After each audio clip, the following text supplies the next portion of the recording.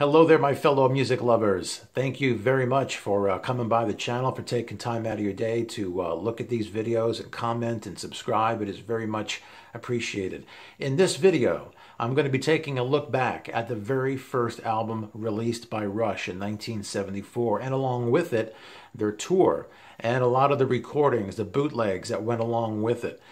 This is going to be a full review of Rush at this time in their career, just getting started. And this also is going to be the very first installation of many videos to come where I explore every single Rush album and kind of dig into, these albums track by track. We're going to look at lyrics. We're going to talk about important live recordings, bootlegs, authorized stuff. Whatever. We're going to take a look at every album. We're going to take a look at how they changed album to album, how they grew. And it's all going to kind of tie into a video that I did not too long ago called Closer to Their Art, where I just talked about what Rush has meant to me over the years in terms of, how they've handled themselves in a professional manner and how they deal with each other creatively. There's a very human story when it comes to Rush. And hopefully, if you're not a Rush fan, even if you don't like the music, there's something here for you that maybe you can pull out of it and, either you'll find it interesting or maybe you can even apply it to your own life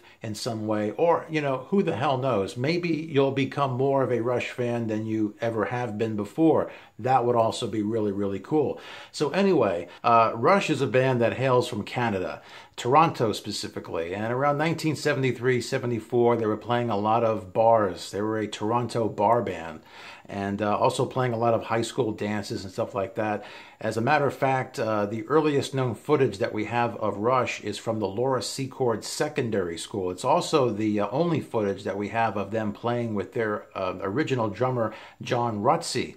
Now, as you may know, or not, Neil Peart, the drummer extraordinaire that we've all come to know and love, the guy that is like one of the best drummers in the world, known for writing these great lyrics for Rush, he was not there for this first album.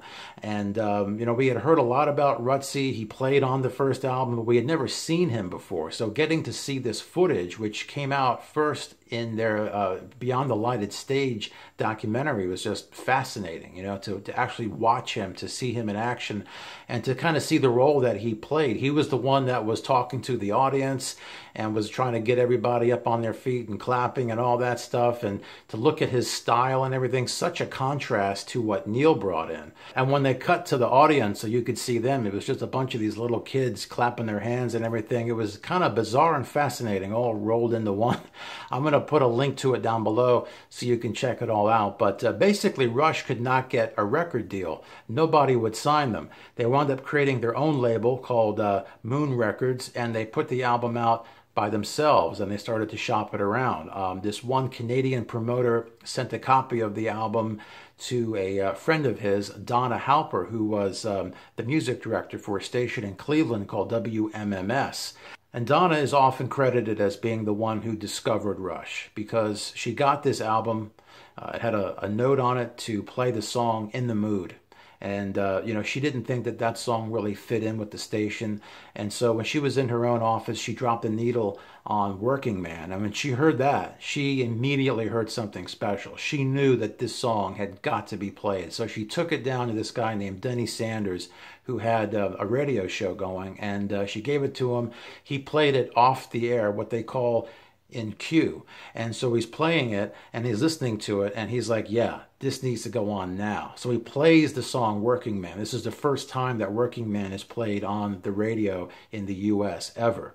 And the song just makes the phones light up. Everybody is asking, is this the new Zeppelin album? What the hell is this? And so it started this love affair with Rush. People wanted to know, where could they buy the album, And just to put some perspective on things here, Led Zeppelin was in between Houses of the Holy and Physical Graffiti at this time. On Houses of the Holy, Robert Plant was in the stratosphere with his voice. So when Geddy comes along, people are thinking, oh man, this might be the new Zeppelin album. And, Donna was kind of like the conduit between the fans and Rush's management. You know, they were asking, you know, where can we buy this album? The concert promoters were, you know, they were taking note of the playlist of WMMS and this band that's getting all this airplay. How can we get them here? And so Donna was talking to Ray Daniels, talking to their management to try to see, you know, how can we get albums? How can we get Rush here? And she was the one that was responsible for getting Rush to play their first shows here in the U.S. And I got the pleasure of interviewing Donna back in 2005. I'll put a link to it down below. I've had this interview up on my website for many, many years. I even talked to her on the phone. She is really, really great. And she was also featured in the Beyond the Lighted Stage documentary, and I'll put a link to that down below where she talks a lot about the early days. And, you know, not only was she the go-between for the fans and the concert promoters, but also the record labels too. They were getting in touch with her. Columbia Records, Mercury Records, they wanted to sign Rush. Finally, somebody was going to sign them to a major record deal. And so Mercury wound up winning out because they promised that they would devote all of their known resources to getting this band up and going because they really, really believed in them. Donna was like the big sister to Rush. You know, when they came to the States, Donna took like Geddy around Cleveland, showed him around. And, you know, when he was walking down the street, people would be shouting, "Hey, Geddy," and that kind of stuff. So like immediately Rush started to feel like they were somebody. And Donna had a major, major part in all of that. And so let's talk a little bit more about the album itself, the debut album. Let's backtrack a little bit before we get into the shows that they would start doing. You know, this first album, one of the most interesting things about it is that John Rutsey was the lyricist. He was the one that came up with the words. And right before they were getting ready to get into the studio and record their debut album, John Rutsey decides, you know what, I don't like the words. So he rips them all up, throws them out. Geddy wound up writing all the lyrics, like pretty much like the day before they went into the studio. So the album has probably got the worst lyrics of any Rush albums going forward. You know, Rush albums are typically known for having some pretty insightful lyrics, lyrics that make you think, lyrics that maybe touch you and reach you in a certain way. The very first Rush album didn't really have that. They were very much simple, straightforward lyrics. They sound like they could have been written in an afternoon because they probably were. All right, so now I'm going to go track by track through this debut album from Rush. And I listened to this album recently just to kind of, you know, dig into it again. I hadn't listened to it in quite a while. And, you know, it really is a fun album. And this is an Alex album. You know, not to say that the other guys don't play great on it, but just Alex to me stands out on this album. Superb guitar. I mean, just great riffs, great solos. Alex really shines. The first track, Finding My Way, it's just a really great, hard-driving blues song, amazing guitar work. Of course, Geddy's bass and his vocals, you know, he's just howling, and everybody is on all cylinders here. Great way to start the album. Second track, Need Some Love. This is another just hard-driving blues song. This is one that they would play live. Great guitar work here. Take a Friend is the third song. This is a track that they never played live. It's one of my favorites on the album. It's got a great riff in it. It sounds like it could have come off of Led Zeppelin 2 or something. Just a really good Zeppelin-esque kind of song. Then side one closes out with a track called Here Again, which is a bit of a slower blues rock kind of tune. It wasn't really one of my favorites, and even now when I listen to it, not one of my favorite Rush songs, but it really showed how Geddy could sing a bit more calmly, you know, and Alex's guitars on this are just amazing. That's all I can tell you. The way that he builds his guitar parts, it's a really, really cool song for that. Now we turn the album over. Side 2, track 1, What You're Doing. This is a really heavy blues song. Kind of reminds me of Zeppelin, like a heavier Zeppelin. Alex is just shining on this song. It's one of my favorites on this album. It's a really cool song. And then we get to the second song on the second side, In the Mood. This is the song that was supposed to be their first single from this album. It's kind of a fun, bluesy kind of a pop song. And it's it sounds like it would be kind of a throwaway song, but it actually is one of the most enduring live songs. I mean, this is a song that Rush used to play in their encore, and they played it for many, many tours. Even going up until the Presto tour in 1990, they were still playing this song. It was just kind of a fun way to end the show. And then we get to this song called Before and After, which is a song that they never played live. It kind of gives some foreshadowing into what's to come. I think the beginning has a little bit of prog rock kind of stylings before giving way to, what they've been known for on this album up to this point. A lot of hard driving blues rock, nice riff here. Great Alex song. And then we get to Working Man, which is the best song on the album as far as I'm concerned. This is the anchor for the album. This is it. This song is the one that everybody heard on the radio and that blew their minds. They thought it was Zeppelin. And in retrospect, when I listened to this song, to me it sounds more like Black Sabbath. Like the riff sounds like an Iommi riff more than a Jimmy Page riff. It's really, really heavy. And lyrically, like I said, it connected with the audience in Cleveland. Very much a blue-collar song. And it's just got some jamming in it, some great playing. This is the song also that, Rush would take live into their live shows and develop, and they would jam it out. And it's a song that they kept playing right up until the end, practically. So overall, the first album was, very much, typified by heavy, hard rocking, hard driving blues songs. Geddy was just, his voice screaming for the most part. The lyrics were very basic. As a matter of fact, one of the things that I'm going to do in these videos is I'm going to give awards for the best lyric and the worst lyric on an album, because even though Neil has been known for writing some great lyrics, there's also been some cringy moments on Rush albums and some lyrics that are a bit questionable. This first album is no exception. Okay, so my award for the worst lyric or the worst line on this album is from In the Mood. Hey baby, it's 7:45. I feel I'm in the mood. Okay, that gets the worst lyric award for this album. The best lyric on this album is from Working Man. I get up at 7, yeah. I go to work at 9. I got no time for living, yes. I'm working all the time. That is what struck a chord with the Cleveland audience. And that, my friends, is one of the reasons why we have Rush. And I want to say thank you to Donna Halper for dropping the needle on this album, for giving it to her friend at WMMS so he could get this on the air, and for doing all that she did to coordinate getting Rush albums in the stores, for getting Rush in front of the fans, and for getting them on a record label, and for being there to basically help them to get assimilated into this new rock and roll lifestyle. And we're going to get now into a little bit about the road, because Rush was about to hit the road and promote this album, and there were a lot of changes coming during this time. All right, so now things start to get a little bit interesting for Rush as they hit the road in support of their first album. And as I had mentioned, Donna got them a gig in Cleveland, and they played Cleveland with John Rutsey. No known recording of that show from what I know. The only Rush bootlegs that are in existence, aside from that one with John Rutsey, that video show from Laura Secord Secondary School, all the Rush bootlegs that are in existence, that are in circulation, feature Neil.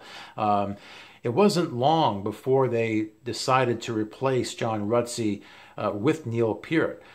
John, once it became clear that the band was going to start hitting these tours, they were getting picked up by concert promoters who wanted to get Rush on this tour and that tour. They were starting to play with like Kiss. They were opening up for Kiss and Uriah Heep and Man for Man. I think Blue Oyster Cult. There were a bunch of bands that they were starting to get onto these bills. And John Rutsey, he had some health issues, and he was drinking a lot on the road, and the management didn't think that he would survive. And so they basically told John, look, this is not the lifestyle for you. We're going to have to cut you loose. It wasn't because Rutsey was not a great drummer. That may have been a problem at some point. I know that Geddy and Alex, they were very much fans of Genesis and Yes and Pink Floyd, and they wanted to kind of go more in that kind of a direction. And Rutsey was more of a fan of Bad Company, more straight ahead kind of rock. And But it was his health that ultimately decided that he could no longer go on. And so Rush, they auditioned a drummer named Neil Peart. You know, Neil was working in his father's a machine shop or something. It was like a parts store. And, you know, Neil got the audition with Rush. He had been drumming in, you know, I think this band called J.R. Flood and some like local bands. And when Geddy and Alex saw Neil, they were immediately blown away. I mean, he had like all the dynamics of a Keith Moon, and he had just this amazing presence. They at first thought that he looked kind of weird. He was just this real gangly kind of guy. Alex even kind of said that he didn't think that Neil was cool enough to be in the band, you know. But the guy could play. He could play, and he was such a different player than John Rutsey. And Neil was kind of this misunderstood character in the band, you know, very, very early on. He was very well read. He loved to read, you know, and Geddy was intimidated by Neil, you know, because he was so smart and articulate. And even Donna Halper felt that Neil was a bit standoffish, to the point where she invited Neil over to her apartment to get to know him. And they spent many hours talking. And she finally brought it up. She's like, look, dude, what's up? You know, you got something against me, something against Geddy. And that's when Neil came out and said, look, you know, it takes me a while to warm up to people and to get to know them. And so that's part of what we've come to know about Neil. You know, he's, you know, that's how he is with people in his own band at the very, very beginning. Imagine how he is with total strangers and, you know, being in the limelight. He even wrote that song, Limelight, for that very, very reason, which we'll get to many, many years from now when that album comes out, Moving Pictures. But, yeah, Neil was a strange cat. You know, he just has his way about him, and Donna was the big sister. She was there to kind of help smooth things over and to, you know, help Rush, I guess you could say, find their way in the early days. All right, so I thought I'd take some time to run through some great unauthorized bootleg recordings from Rush during this period, because this is just a fascinating period in the band's history. When I first started getting into collecting Rush bootlegs, it was in probably the early 90s. And at that time, you know, I was getting a lot of stuff from the more recent tours, from like Roll the Bones and maybe Permanent Waves and some other eras. But when I finally started to hear stuff from '74, from this tour, it blew my mind, because we had never heard what Rush sounded like at this particular point. They sounded completely different than anything that I had ever heard before. Very, very raw, in your face, Geddy screaming, just Neil's drums, the power, the intensity. And so we didn't get a glimpse of that until we started to get some of these shows from Cleveland that were put out there by WMMS, who was rolling tape when Rush came back to town. Now, you may recall I was talking about how John Rutsey played with Rush when they first hit Cleveland.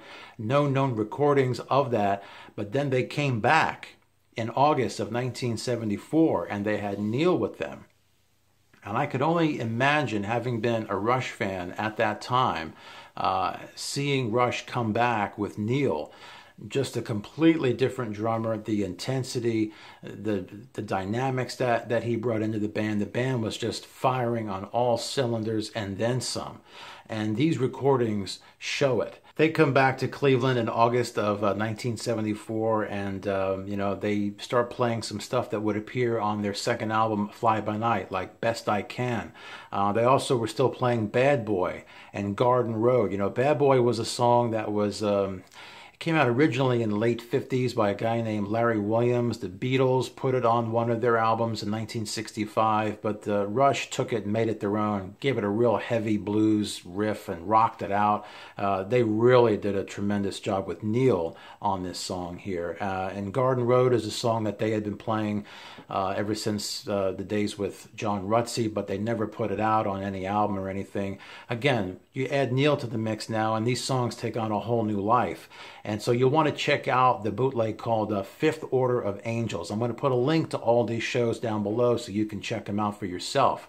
And then they appeared in '74 on the Don Kirshner's Rock Concert, which was a weekly television concert series. And, you know, Rush, this is probably the earliest footage that we've got of Neil playing with the band. And they do stuff like Anthem, which is the first time we're seeing that, hearing that. That would be on the Fly By Night album. And then they play a show in New York at Electric Ladyland Studios. And this is, of course, captured by the studio, and this was another great bootleg called By Tour 74. This was in December of 1974. What's interesting about this one is that it features the seeds of the song By Tour and the Snow Dog, which would appear on the second album, Fly By Night. They work it into Working Man, which they extend, you know, they're in there jamming Working Man, and they're throwing in some By Tour. You could hear them kind of working it out. You have to also keep in mind that at this point, between September and December of 1974, Rush are laying tracks down for the second album. And so they're on the road playing these songs. They're like honing them, going into the studio, laying down tracks. So it's a fascinating time. And like I said, this is on a bootleg called By Tour 74. And then they... one of the last shows that they do in '74, they go back to Cleveland one more time, and there's this great bootleg called Finding Prime. And of course, MMS is rolling tape on this show, and we get to even hear an early version of the title track from their second album, Fly By Night. It's a little bit different than what we wind up getting on that second album, but all in all, it's just a fascinating period to hear Rush, you know, go from John Rutsey, then they get Neil, which changes the whole sound, and then they're kind of working in these songs that would come out on the second album. It's just a fascinating time, and, you know, definitely worth checking all of this out. I'm going to put it down below. All right, so let me know what you think. What do you think of this debut album from Rush? What do you think of their whole story up to this point? You know, how they were discovered, you know, and how they went from John Rutsey to Neil Peart and what that meant for them. And what do you think of these live shows? What do you think of these killer shows from 1974? You know, be sure to put your comments down below. Give this video a thumbs up if you like it. And if you want to see more videos like this for other Rush albums, and, you know, hit subscribe, and I'll be back with more videos. Stay tuned.